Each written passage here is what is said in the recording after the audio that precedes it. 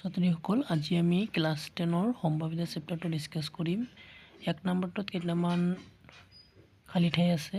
কি আছে যে ঘটনা ইৰ সম্ভাৱিতা প্লাছ ঘটনা ই নোহোৱাৰ সম্ভাৱিতা। এইটো আমি সকলোৱে জানো অন। কেতিয়াও নঘটা ঘটনাৰ সম্ভাৱিতা 0, এনেকুৱা ঘটনা কয় অসম্ভৱ ঘটনা। নিশ্চিতভাৱে ঘটা ঘটনাৰ সম্ভাৱিতা হ'ল অন আৰু এনেকুৱা ঘটনাক নিশ্চিত ঘটনা বুলি কোৱা হয়।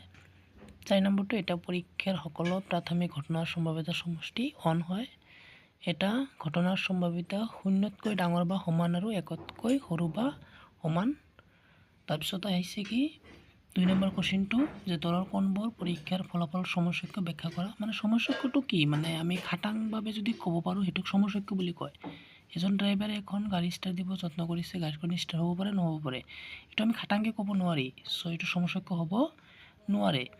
এজন খেলুৱৈয়ে এটা বাস্কেটবল ভৰাব বিচাৰিছে, তেওঁ ভৰাব পাৰে নোৱাৰিব পাৰে, এইটো আমি খাটাংকৈ ক'ব নোৱাৰোঁ। চ' এইটো সমসাময়িক হ'ব নোৱাৰে।